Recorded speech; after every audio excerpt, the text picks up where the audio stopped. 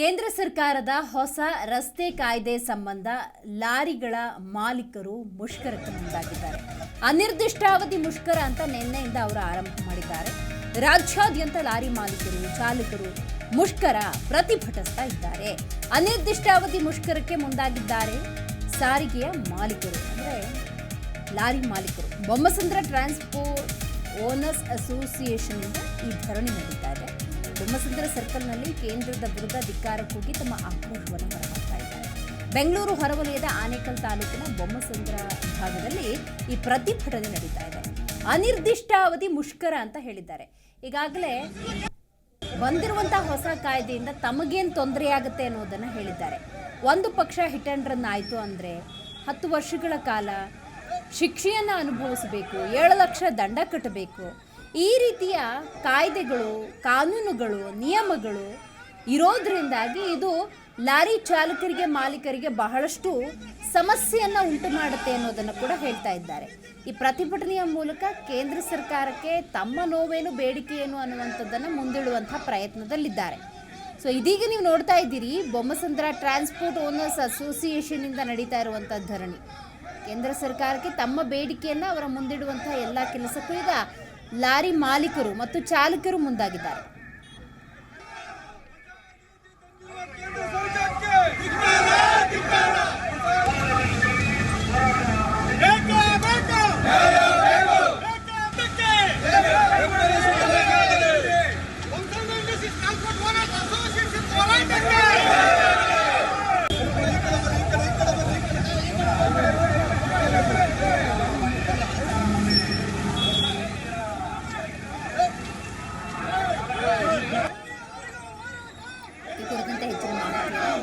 ಮೂರ್ತಿ ನೀಡ್ತಾ ಹೋಗ್ತಾರೆ. ಮೂರ್ತಿ, ಕೇಂದ್ರ ಸರ್ಕಾರದ ಕಾಯ್ದೆಯ ಕುರಿತಂತೆ ಲಾರಿ ಮಾಲೀಕರು, ಚಾಲಕರು ತಮ್ಮ ಆಕ್ರೋಶವನ್ನು ಹೊರ ಹಾಕ್ತಿದ್ದಾರೆ. ಏನು ಹೇಳ್ತಿದ್ದಾರೆ ಅವರೆಲ್ಲ? ಅನಿರ್ದಿಷ್ಟಾವಧಿಯವರೆಗೂ ತಮ್ಮ ಪ್ರತಿಭಟನೆಯನ್ನ ಮುಂದುವರಿಸ್ತಾರಂತ, ಅವರ ಬೇಡಿಕೆ ಏನು ಅಂತ? ಹೌದು ದಿವ್ಯಾ, ಈಗಾಗಲೇ ಕರ್ನಾಟಕ ರಾಜ್ಯಾದ್ಯಂತ ಒಂದು ಲಾರಿ ಓನರ್ಸ್ ಅಸೋಸಿಯೇಷನ್ ಏನು ಒಂದು ಅನಿರ್ದಿಷ್ಟಾವಧಿ ಮುಷ್ಕರಕ್ಕೆ ಕರೆ ನೀಡಿರುವ ಹಿನ್ನೆಲೆಯಲ್ಲಿ ಇವತ್ತು ಕೂಡ ಆನೇಕಲ್ನ ಒಂದು ಬೊಮ್ಮಸಂದ್ರದ ಬಳಿ ಒಂದು ಬೊಮ್ಮಸಂದ್ರ ಇಂಡಸ್ಟ್ರಿ ಓನರ್ಸ್ ಅಥವಾ ಲಾರಿ ಅಸೋಸಿಯೇಷನ್ ಕಡೆ ವತಿಯಿಂದ ಇವತ್ತು ಒಂದು 100 ಜನರ ಒಂದು ಸಮ್ಮುಖದಲ್ಲಿ ಇವತ್ತು ಕೇಂದ್ರ ಸರ್ಕಾರದ 2 ಕಾಯ್ದೆಗಳ ವಿರುದ್ಧ ಇವತ್ತು ಹೋರಾಟವನ್ನು ಹಮ್ಮಿಕೊಂಡಿರ್ತಕ್ಕಂಥದ್ದು. ಈ ಎರಡು ಕಾಯ್ದೆಗಳನ್ನು ಕೂಡಲೇ ಕೇಂದ್ರ ಸರ್ಕಾರ ವಾಪಸ್ ಪಡಿಬೇಕು, ಇಲ್ಲ ಅಂತಂದ್ರೆ ಈ ಒಂದು ಅನಿರ್ದಿಷ್ಟಾವಧಿ ಮುಷ್ಕರ ಮುಂದುವರಿಯುತ್ತದೆ. ಮತ್ತೆ ಏನು ಈಗಾಗಲೇ ಒಂದು ಹಿಟ್ ಅಂಡ್ ರನ್ ಕೇಸ್ಗೆ 10 ವರ್ಷ ಜೈಲು ಶಿಕ್ಷೆಯನ್ನ ಒಂದು ಕಾಯ್ದೆಯನ್ನ ಜಾರಿ ಮಾಡಿದೆ. ಅದನ್ನ ಈ ಕೂಡಲೇ ವಾಪಸ್ ತಗೋಬೇಕು. ಮತ್ತೆ ಒಂದು 7 ಲಕ್ಷ ದಂಡವನ್ನು ಒಂದು ಕಾಯ್ದೆಯನ್ನು ತಂದಿರ್ತಕ್ಕಂಥ ಕೇಂದ್ರ ಸರ್ಕಾರದ ವಿರುದ್ಧ ಈಗಾಗಲೇ ಎಲ್ಲಾ ಕಡೆನೂ ಕೂಡ ಒಂದು ಪ್ರತಿಭಟನೆ ಶುರುವಾಗಿರ್ತಕ್ಕಂಥದ್ದು.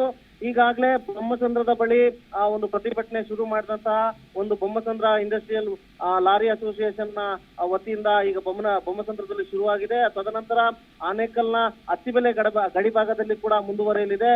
ಅದಾದ ನಂತರ ಅಲ್ಲಿಗೆ ಮೊಟಕುಗೊಳಿಸಲಿದ್ದಾರೆ. ಕೇಂದ್ರ ಸರ್ಕಾರ ಈ ಕೂಡಲೇ ಈ ಕಾಯ್ದೆಗಳನ್ನು ವಾಪಸ್ ಪಡೆದಿಲ್ಲ ಅಂತಂದ್ರೆ ಅನಿರ್ದಿಷ್ಟಾವಧಿ ಮುಷ್ಕರವನ್ನು ಕೂಡ ಮುಂದುವರಿಸಲಿದ್ದಾರೆ ಅನ್ನೋದನ್ನು ಕೂಡ ಈಗಾಗಲೇ ಖಜಾಂಚಿಯಾದಂತಹ ಕಿರಣ್ ಕುಮಾರ್ ಅವರು ಕೂಡ ತಿಳಿಸಿರ್ತಕ್ಕಂಥದ್ದು. ದಿವ್ಯಾ, ಮೂರ್ತಿ, ಈಗ ಅನಿರ್ದಿಷ್ಟಾವಧಿ ಹೋರಾಟ ಅಂತ ಹೇಳಿ ಮಾಡ್ತಾ ಇದ್ದಾರೆ. ಬಟ್ ಇವ್ರಿಗೆ ಬೇರೆ ಯಾವ್ದಾದ್ರು ಸಂಘ ಸಂಸ್ಥೆಗಳ ಸಪೋರ್ಟ್ ಅನ್ನೋದು ಸಿಕ್ಕಿದೆ? ಯಾಕಂತ ಹೇಳಿದ್ರೆ ಕಾಯ್ದೆ ಅನ್ನೋದು ಬಂದಿದ್ದಾಗಿದೆ. ಈಗಾಗಲೇ ಅದಕ್ಕೊಂದು ಅಸಮಾಧಾನ ಅನ್ನೋದು ಕೂಡ ಕಂಡು ಬರ್ತಾ ಇದೆ. ಇವ್ರಿಗೆ ಯಾರಾದ್ರೂ ಸಾಥ್ ಕೊಟ್ಟಿದ್ದಾರಾ ಅಥವಾ ಜನಪ್ರತಿನಿಧಿಗಳೇನಾದ್ರೂ ಒಂದು ಭರವಸೆಯನ್ನು ಕೊಟ್ಟಿದ್ದಾರಾ ಮೂರ್ತಿ? ಖಂಡಿತ ದಿವ್ಯಾ. ಆದ್ರೆ ಈ ಒಂದು ಪ್ರತಿಭಟನೆಗೆ ಈಗಾಗಲೇ ಒಂದು ಕಡೆಯಿಂದ Bommasandra industrial lorry owners association ಕಡೆಯಿಂದ ಈಗಾಗಲೇ ಪ್ರತಿಭಟನೆ ಶುರು ಮಾಡಿರ್ತಕ್ಕಂಥದ್ದು. ಅವರು ಒಂದು ಲಾರಿಗಳಿಗೆ ಬರುವ ವಾಹನಗಳಿಗೆ, ರಸ್ತೆಯಲ್ಲಿ ಸಿಗುವ ವಾಹನಗಳಿಗೆ ಒಂದು ರೀತಿ ಪೋಸ್ಟರ್ಗಳನ್ನು ಅಂಟಿಸುವ ಮುಖಾಂತರ, ಕರಪತ್ರಗಳನ್ನು ಹಂಚುವ ಮುಖಾಂತರ ಪ್ರತಿಭಟನೆಯನ್ನು ಮಾಡ್ತಾ ಇರ್ತಕ್ಕಂಥದ್ದು. ಇವರು ಎಲ್ಲರಿಗೂ ಕೂಡ ಅಂದ್ರೆ ಎಲ್ಲಾ ಸಂಘಗಳು ಕೂಡ ಒಂದು ಬೆಂಬಲ ವ್ಯಕ್ತಪಡಿಸಲಿಕ್ಕೆ ಕೋರಿರ್ತಕ್ಕಂಥದ್ದು. ಆದ್ರೆ ಈಗ ಯಾರು ಸದ್ಯಕ್ಕೆ ಇನ್ನು ಸೇರಿಲ್ಲ. ಮುಂದಿನ ದಿನಗಳಲ್ಲಿ ಸೇರ್ತಾರಾ ಇಲ್ಲ ಅನ್ನೋದು ಕೂಡ ಈಗಾಗಲೇ ಅವರ ಸಂಘದಲ್ಲಿ ನಿರ್ಧಾರ ಮಾಡಲಾಗಿದೆ ಅನ್ನೋದನ್ನು ಕೂಡ ಗೊತ್ತಾಗಿದೆ. ಹಾಗಾಗಿ ಸದ್ಯದ ಪರಿಸ್ಥಿತಿಯಲ್ಲಿ ಬೊಮ್ಮಸಂದ್ರ ಇಂಡಸ್ಟ್ರಿಯಲ್ ಓನರ್ಸ್ ಅಸೋಸಿಯೇಷನ್ ಕಡೆಯಿಂದ ಮಾತ್ರ ಈಗ ಪ್ರತಿಭಟನೆ ಮಾಡ್ತಾ ಇರ್ತಕ್ಕಂಥದ್ದು. ಸ್ಥಳೀಯ ಪ್ರತಿನಿಧಿಗಳಾಗ್ಲಿ, ಸ್ಥಳೀಯ ಶಾಸಕರಾಗ್ಲಿ ಅಥವಾ ಸ್ಥಳೀಯ ಆಡಳಿತ ಆಗ್ಲಿ ಇನ್ನೂ ಯಾವುದೇ ಬೆಂಬಲ ವ್ಯಕ್ತಪಡಿಸಿಲ್ಲ ಅಂತಾನೆ ಹೇಳ್ಬೋದು ದಿವ್ಯಾ. ಥ್ಯಾಂಕ್ ಯು ಮಾಹಿತಿಗಾಗಿ ಮೂರ್ತಿ. ಪ್ರತಿಕ್ಷಣದ ಸುದ್ದಿಗಾಗಿ Zee Kannada news app download ಮಾಡಿ.